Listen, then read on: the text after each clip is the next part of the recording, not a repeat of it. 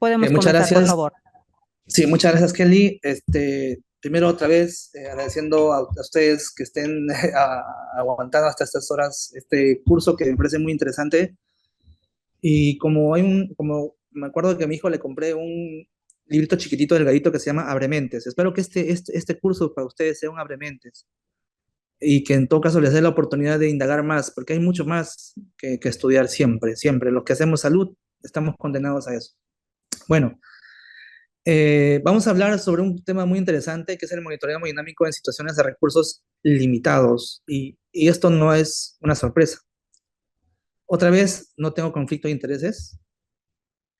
Y la idea es, con esta charla final, o en todo caso última de parte mía, es reconocer los signos clínicos de hipoperfusión, interpretar de manera minuciosa los exámenes de laboratorio, sus resultados, y además intentar proveer un algoritmo de manejo en este tipo de situaciones.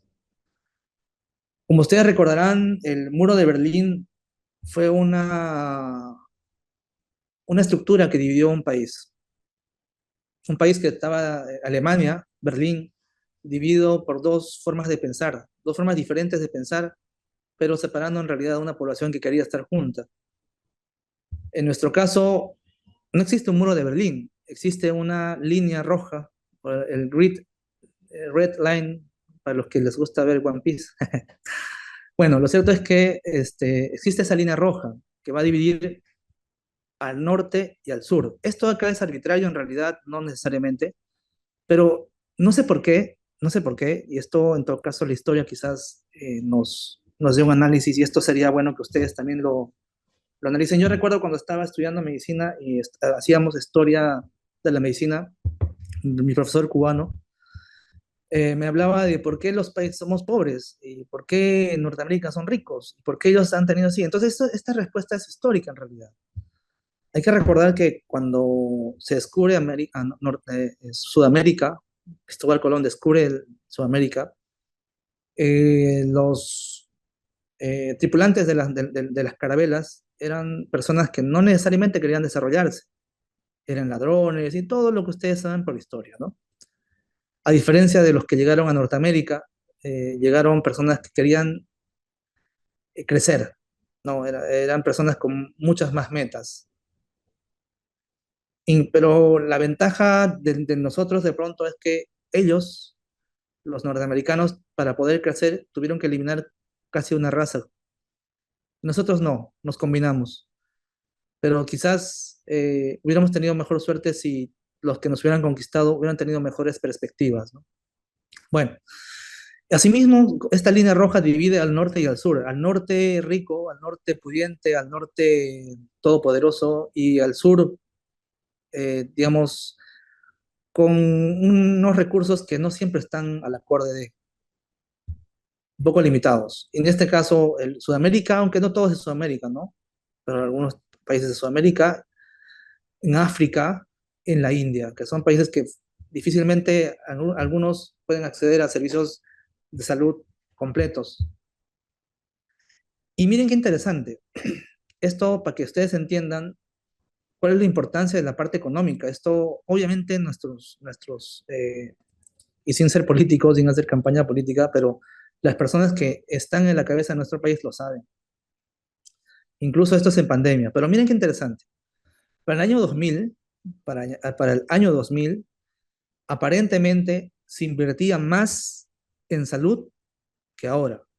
Hablamos del gasto sanitario per cápita. Esto lo he sacado del Banco Mundial. Para el año 2000, miren, en Estados Unidos se daba más de 6.000 dólares por cada persona ya en Estados Unidos. Actualmente no es así.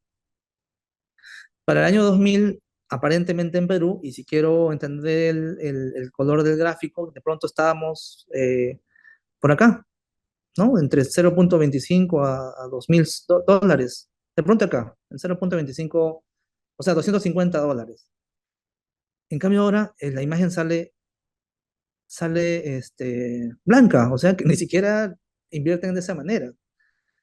Asimismo, miren qué interesante Chile, un país capitalista, un país que ha decidido bien, tiene recursos adecuados.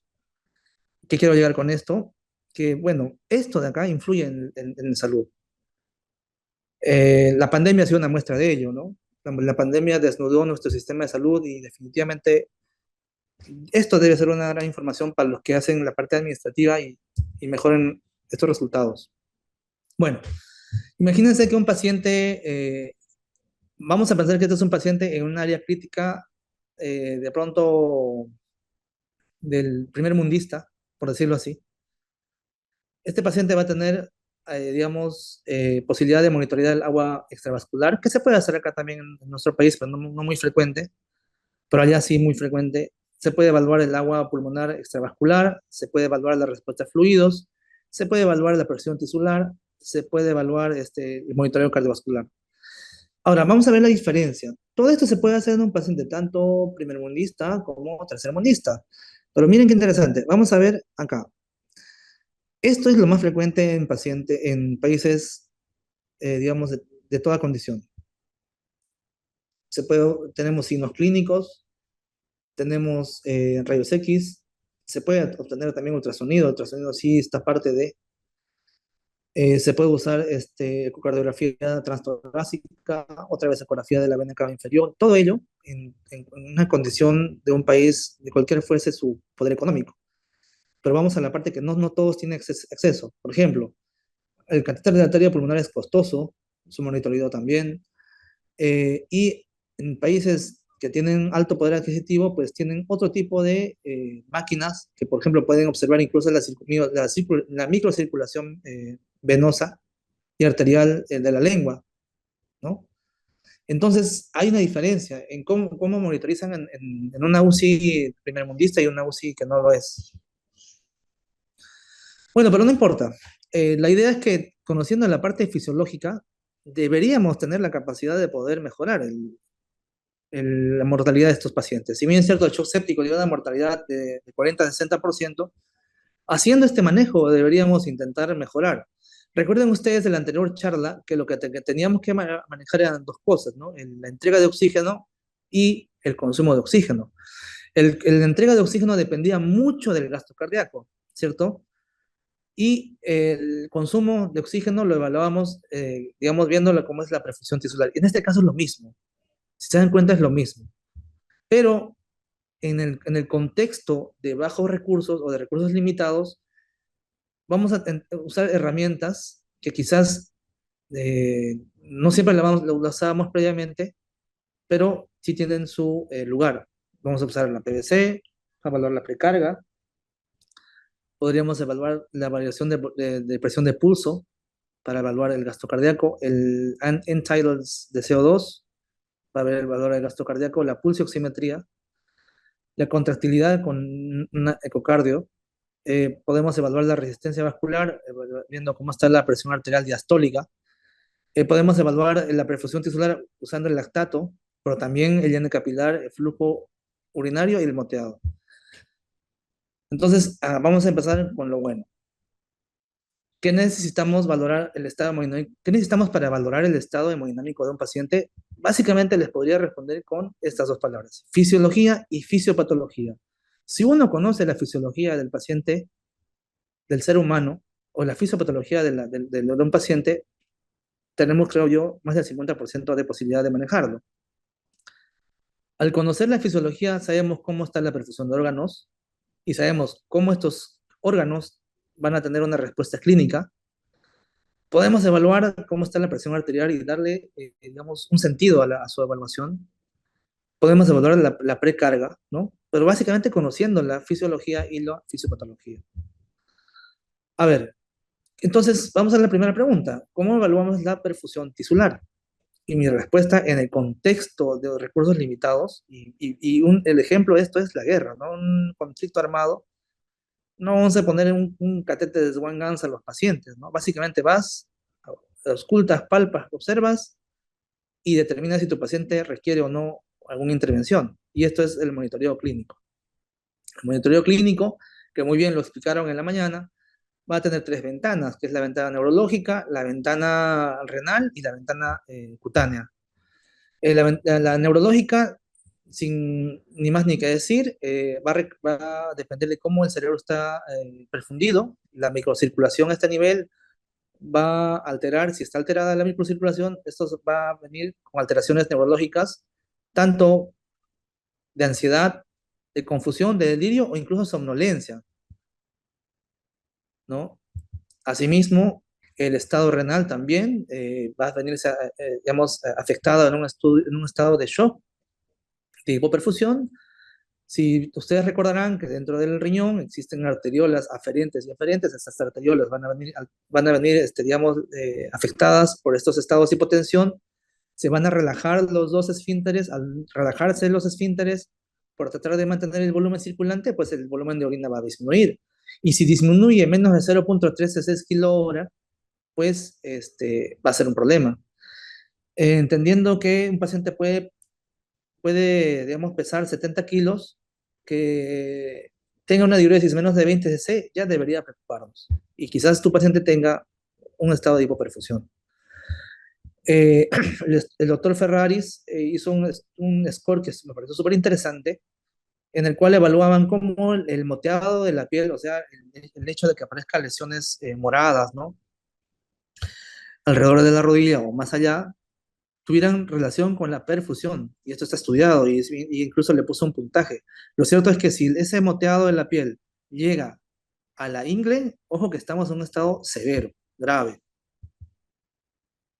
Y esta acá que quiero detenerme, que es el estado de la perfusión, usando básicamente el llene capilar. El llene capilar fue, digamos, evaluado en 1940, desde el punto de vista clínico, donde en ese entonces planteaban que el llene capilar representaba y reflejaba cómo la sangre pasaba del lado arterial al lado venoso. Y súper interesante. Actualmente no solo es eso, sino simplemente también es cómo se perfunde el tejido. Un llene capilar de menor de 3 segundos o mantenerlo menos de 3 segundos podría llegar a reducir la mortalidad un 8%. Aunque esto no sea significativamente estadística, miren qué poder tiene el hecho de monitorizar el llene capilar y cómo este llene capilar guía el tratamiento. En un estudio, del estudio Andrómeda, la disfunción orgánica en pacientes con reperfusión periférica a las 72 horas fue menor cuando se guió por el llene capilar. Cuando se guiaron el manejo de shock con llene capilar, la administración de líquidos fue menor en los pacientes. Y aunque no hubo cambios de la mortalidad, la tendencia es que sí, mejora la mortalidad, pero significativamente, estadísticamente no fueron significativas. Una evaluación del llene capilar, como esta imagen, va así.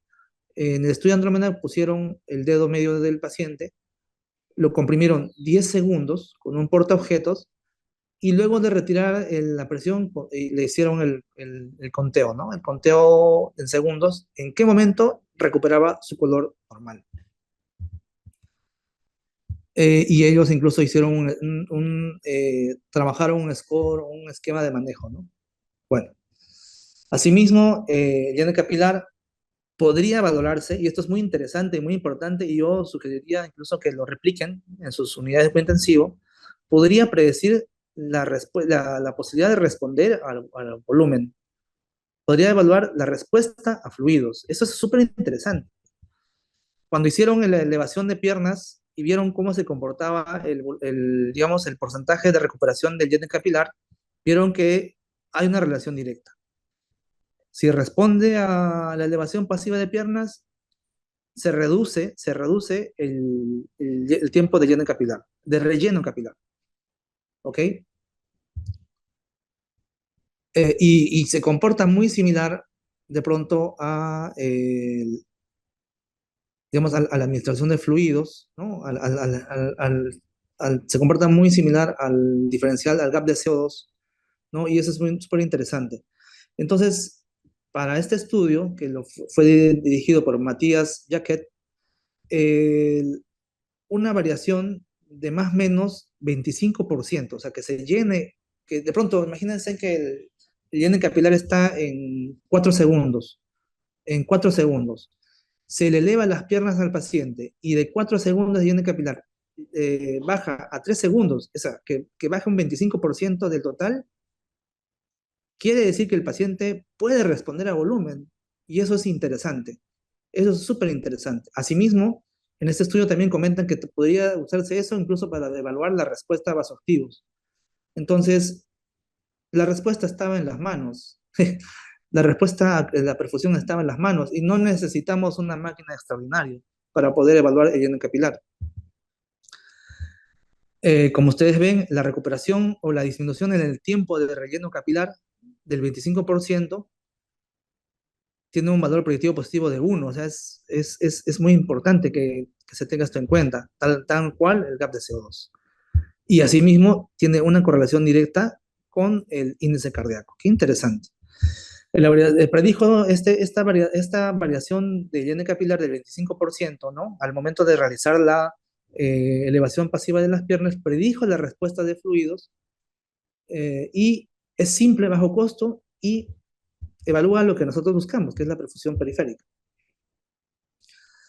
Eh, bueno, esto básicamente para reforzar la idea. Hay otras maneras de poder evaluar la perfusión tisular y es evaluando la diferencia entre la temperatura de core y la temperatura distal. Eh, existe un gradiente que más o menos ya antiguamente se había planteado que podría ser el estudio de perfusión de la piel. No obstante, no hay muchos estudios que lo avalen, pero si no tenemos una manera de poder guiar eh, la perfusión, básicamente tenemos que plantear que si hay una diferencia entre las extremidades y el centro, la temperatura central, la que está en tórax, ¿no? En el cuello, hay una diferencia más de 4 centígrados, pues la mortalidad va a aumentar por hipoperfusión. Entonces, eso quiere decir que hay que también tomar temperatura, no solamente en las axilas, sino intentar tomarla en la parte central del tórax y en las extremidades.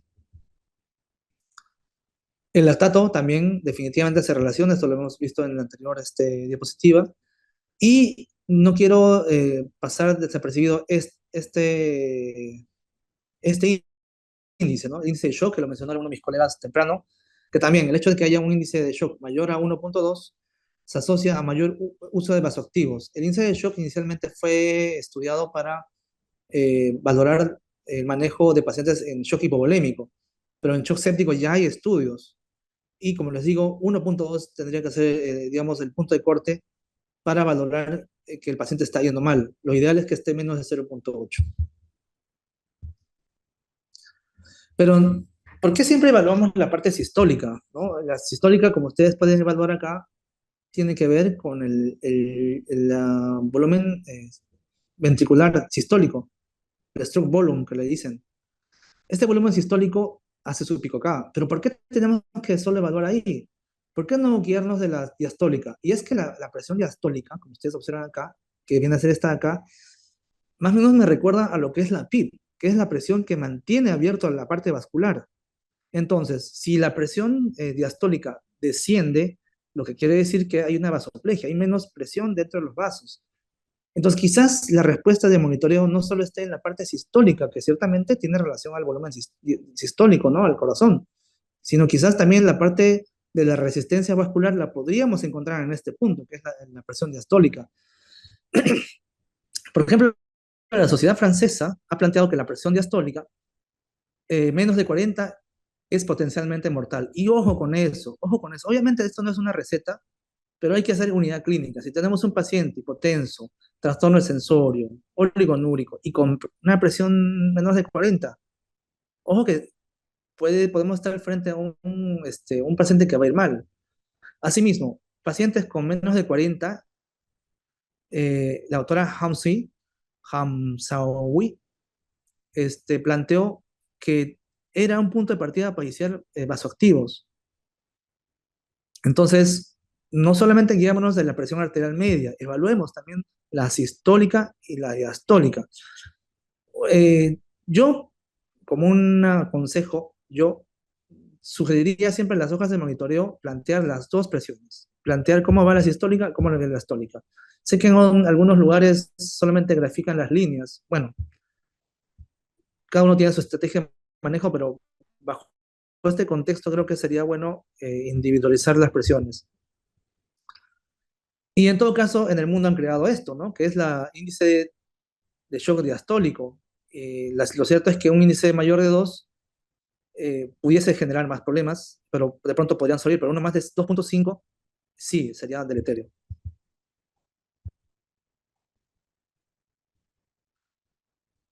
Y bueno, bueno, eso es con el índice de shock. Básicamente acá quiero más o menos verificar cómo se comporta el CO2 según la circulación. Recuerden que el CO2 tiene que regresar del retorno venoso. Ese CO2 tiene que pasar del ventrículo derecho a la parte pulmonar.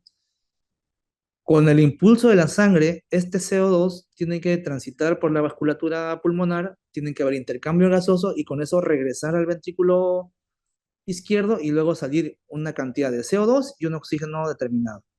Veamos acá. Lo normal es que la sangre oxigenada lleva una cantidad de CO2, eso es normal. Lo normal es que a nivel distal, ese CO2 de pronto se eleva un poco, ¿no? Se tendría que elevar y se consume oxígeno, ¿no? Eso es lo normal. ¿Por qué? A nivel distal, a nivel tisular, sabemos que existe una presión de CO2 y de oxígeno que se van a mantener. Eh, y también un lactato, ¿no? Y al final, cuando esto se evalúa en la presión venosa central, eh, a nivel de la PVC y a nivel de la aurícula derecha, vamos a ver que la saturación va a estar al 75%, y una PCO2 se va a mantener en 45, 5 milímetros de mercurio más de lo que ingresó, ¿no? Y un lactato de 1.5. Esto es lo normal. Pero miren lo que pasa en el estado de sepsis. En estado de sepsis, algunos capilares se van a trombosar, no van a funcionar, entonces la cantidad de oxígeno, la cantidad, perdón, de sangre no va a ser lo suficiente. Entonces, el CO2 que ingresó en 40 no va a poder, digamos, eh, ser, digamos, o sea, cuando llega acá, si bien es cierto, no va a tener impacto, pero cuando salga, porque este problema vascular no solamente es en la parte aferente, sino en la deferente, esa cantidad de CO2 no va a poder ser evacuada fácilmente. Entonces, como un círculo vicioso, ese CO2 va a estar recirculando y eso va a hacer que el CO2 a nivel, digamos, capilar esté 55. Y acuérdense que el CO2 también es un marcador de metabolismo. Y como está hipoperfundido, el lactato va a estar alto. Y cuando este CO2 sea evaluado a nivel de la vena cava superior, va a estar elevadísimo, mira, va a estar en 50 y un lactato alto. Esto por el trastorno vascular que existe en estos pacientes. Por tanto, el CO2 nos va a ayudar a poder determinar cómo está el estado hemodinámico del paciente. Un delta de CO2 o una diferencia entre el CO2 arterial y el CO2 venoso debe ser menor a 6. Esto ya está estudiado y ya tiene nivel de evidencia. Algunos han tratado de, digamos, hacer un análisis matemáticos para poder determinar de cómo el CO2 va a tener una relación con el oxígeno y el gasto cardíaco, pero bueno, es materia de otra ponencia. Asimismo, también tenemos que evaluar cómo está la extracción de oxígeno a nivel de la vena cava superior. Le tomamos tanto una saturación venosa como una saturación arterial, le hacemos la diferencia y ahí nos va a salir más o menos cuánto de oxígeno se está consumiendo, se está extrayendo. Si la tasa de extracción es menor a 20%, pues quiere decir que hay un gasto cardíaco alto o está hiperdinámico o se está consumiendo demasiado oxígeno. En cambio, si la tasa de extracción de oxígeno es mayor al 30%, hay una hipodinamia, hay más bajo gasto cardíaco y en todo caso hay que intervenir. Bueno, eso básicamente. Entonces, hay una relación directa entre el consumo de oxígeno y la entrega de oxígeno. Normalmente deberían estar acoplados los dos, ¿no? Pero en estado de shock se desacoplan. Miren dónde se juntan, se desacoplan. Entonces, para poder hacer una entrega, hay un mayor consumo de oxígeno y la entrega no va a ser suficiente. Esto es lo mismo. Entonces, más o menos para resumir, existe alteraciones tanto en el DO2 como en la parte del consumo de oxígeno. Estas alteraciones van a alterar la saturación venosa central. Estos va a requerir intervenciones potenciales y que deberían ser reevaluadas constantemente. Tienen importancia, sí, porque se ha demostrado que eso tiene relación al gasto cardíaco y en todo caso a la parte hemodinámica. A ver, por ejemplo, si tuviéramos un paciente con una alteración de la saturación venosa central o mixta, y valoraríamos que tiene un DO2 bajo por una hipovolemia, hemorragia, anemia, etcétera, deberíamos hacer una intervención y la intervención debería ser reponer volumen, transfundir sangre o dar drogas inotrópicas. Como ven, si obtenemos un resultado o analizamos y planteamos que es un problema, debería haber una respuesta. Y así en todos lados. Esto es una manera de poder evaluar la respuesta a fluidos, más o menos usando la diferencia de variación de presión de pulso, que más o menos lo habíamos explicado en la ronda de preguntas. Lo cierto es que a medida que va aumentando, cuando estamos con una PIP, digamos, en 5 que es más o menos fisiológica, y la variación de presión de pulso es 11 o más de 11 o 13%, quiere decir que el ventilador está influyendo sobre la parte cardíaca y este paciente de pronto va a requerir volumen. Bueno, esto ya lo habíamos comentado en el tema del lactato. Y en todo caso, quiero terminar esta exposición con este estudio, ¿no? Y hablando de la personalización, similar al tema expuesto previamente, esto, en el estudio Andrómeda Shock 2, que actualmente es un ensayo, está dirigido por el grupo del doctor Glenn Hernández, chileno, por cierto. Él está planteando este estudio, ¿no? Multicéntrico, continuado, y la idea de él es valorar una reanimación personalizada usando fenotipos clínicos según la perfusión periférica. Y esto nos llevaría a usar, por ejemplo, bien capilar, que nos plantea este estudio que están realizando, y es que podríamos valorar la presión de pulso, ¿no? Para ver cómo está el gasto cardíaco. Podríamos usar para ello ecografía y valorar la respuesta a fluidos, y según sea la necesidad, valorar fluidos e inotropos, ¿no? Si existe hipoperfusión persistente, entonces dar otro tipo de estrategias, ¿no? Esto es evaluando la presión de pulso.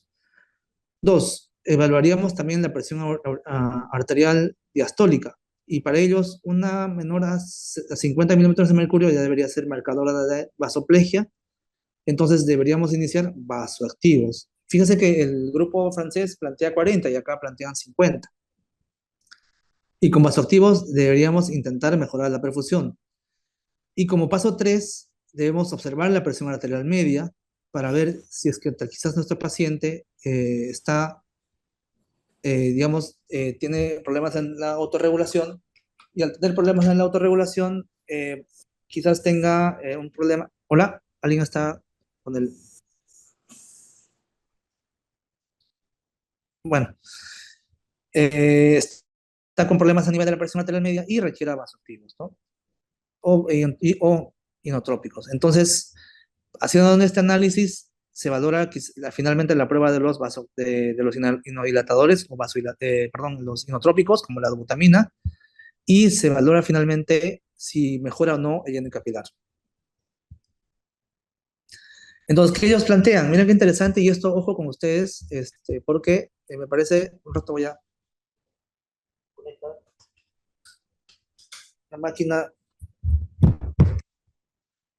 voy a conectar la máquina a la energía eléctrica porque, listo. Ok, entonces, fíjense ustedes, espero que se me vea muy bien, fíjense ustedes en esta diapositiva, como en este artículo, insisto, que yo les sugiero que lo revisen muy bien, que es el de la personalización de la reanimación, que es un ensayo que se denomina Andrómeda Shock 2, cómo ellos desarrollan un protocolo en el cual plantean que si existe un paciente con alto riesgo de shock, o en este caso un sepsis, hiperlactatemia, que marca perfusión, o que se le ha administrado fluidos previamente y que en todo caso necesita noradrenalina para mantener 65 milímetros de mercurio, ya deberíamos evaluar el ¿Cómo se llena el llenado capilar, el rellenado capilar? Si existe una normalidad en el llenado capilar, entonces había mencionado que son estos tres: la presión de pulso, la presión arterial diastólica y la presión arterial media. Pero si el llenado capilar está normal, entonces básicamente continuamos monitorizando. Miren cómo un llenado capilar nos puede guiar una conducta. Ojo con eso, o sea, eso es algo que se puede realizar en cualquier hospital o centro de salud de nuestro país. Posterior al a la evaluación del llenado capilar, y si encontramos que está anormal, que está alterado, que está más de 3 segundos, lo que vamos a proceder es evaluar cómo está la presión de pulso, cómo está la presión arterial diastólica y cómo mejora la presión arterial diastólica. A ver, si la presión arterial, la diferencia de presión de pulso se encuentra normal, no hay ninguna alteración, entonces vamos a ver cómo está la presión arterial, diastólica, perdón. Si esta diastólica está menor a 50, entonces arrancamos vasoactivos. La diastólica, según este flujograma, podría indicarnos iniciar vasoactivos, ¿no? Como la noradrenalina. Y posteriormente seguir evaluando el llenado capilar. Si el llenado capilar mejora o no mejora, entonces tenemos que ir valorando si tal vez es falta de fluidos, ¿no? Para eso hay que hacer un círculo de todo esto. Hay que ir evaluando cómo está la presión de pulso, cómo está la presión arterial diastólica y cómo está su respuesta a los vasoactivos. En relación a la presión de pulso, si está menor de 40, lo que hay que ver es si hay una capacidad de respuesta a fluidos, ¿no? Porque si está menos de 40, debemos asumir que sí. Si le administramos un reto máximo 1000, según este protocolo, eh, hay que evaluar cómo vuelve a estar en este caso, el el relleno capilar. Si el relleno capilar está alterado, vamos a pasar al siguiente nivel. Pero si están mejor, entonces básicamente monitorizamos. Y aquí estamos acá está todo el protocolo, un poco más detallado. En el nivel 2 seguimos evaluando, ¿no? En el nivel 1 recuerden que terminábamos evaluando el llenado capilar. Si el llenado capilar, pese a todo lo que habíamos hecho acá anteriormente, sigue alterado, pasamos a este nivel. Y debemos plantear que quizás estamos frente a un paciente con disfunción cardíaca. Si la respuesta es sí, entonces deberíamos administrar vasoactivos, inotrópicos como la dobutamina. Si la respuesta es no, entonces tenemos que seguir preguntándonos si quizás nuestro paciente responde a fluidos. Y es todo este círculo. Y todos guiados por el llenado capilar. Vamos viendo, vamos avanzando. Entonces, acá nos vamos a hacer otra pregunta. Quizás nuestro paciente ha sido hipertenso. Si la respuesta es sí, hay que hacer una la prueba de la presión arterial media, administrando noradrenalina o aumentando la presión de perfusión, aumentando la presión arterial media de 80 a 85. Si mejora el llenado capilar, entonces seguimos monitorizando. Pero si se mantiene anormal, vamos a administrarle entonces, ahora sí, vasoactivos. Perdón, dobutamina, inotrópicos, y seguir evaluando cómo se comporta el llenado capilar. Y si esto no mejora, vamos a hacer terapias de rescate, hidrocortisona, vasopresina, etcétera. Pero como ustedes pueden observar, el llenado capilar, en este caso, guía el manejo, y no hemos hecho uso de materiales como el Swan-Ganz, no hemos hecho uso en este caso, monitoreo como el PAICO. No quiero decir que de pronto el uso de estos dispositivos sea malo, en realidad yo creo que sí ayuda bastante. Hemos tenido varios casos en la unidad de cuidado intensivo que con monitoreo exquisito, un manejo fino, ha mejorado la mortalidad de ciertos pacientes. Pero si no lo hay, y a veces no lo hay, lamentablemente por motivos de adquisición de equipos, o simplemente porque estamos en la periferia y no tenemos esta posibilidad, y no hay camas en otro hospital que nos quieran asumir, pues esta es la manera quizás que yo podría ser recomendarles como guiar el manejo. Bueno, Para concluir, existen signos clínicos de hipoperfusión que deben ser examinados. El lactato sérico y el gap de CO2 van a guiar nuestro manejo, evaluando la perfusión tisular, y debemos asegurar un buen gasto cardíaco y una buena entrega de oxígeno, así como tenemos que evaluar el buen consumo de oxígeno. Sin más, otra vez quiero agradecer en esta diapositiva a las personas que me han ayudado a formarme como médico intensivista. Acá está el grupo del Hospital Revaldiati, con la doctora Contreras ahí saludándome, y todo el grupo de enfermeros, amigos, el grupo del María Auxiliadora, que ha sido la alma mater mía, en la cual me formé como médico intensivista, y definitivamente la familia 2 de Mayo, que a partir de estos 30 años seguirán habiendo muchas más actividades como esta, y esperemos que nosotros, con nuestra labor, podamos contribuir a ustedes en su formación, y en todo caso, como yo siempre digo, en esa semillita que ustedes quieran buscar más información. El doctor Gómez dijo esto, ¿será verdad? Vamos a buscarla, vamos a contrastarla. La idea de hacer cuidado intensivo y hacer medicina es esa. Muchas gracias Kelly, muchas gracias a todos por su atención.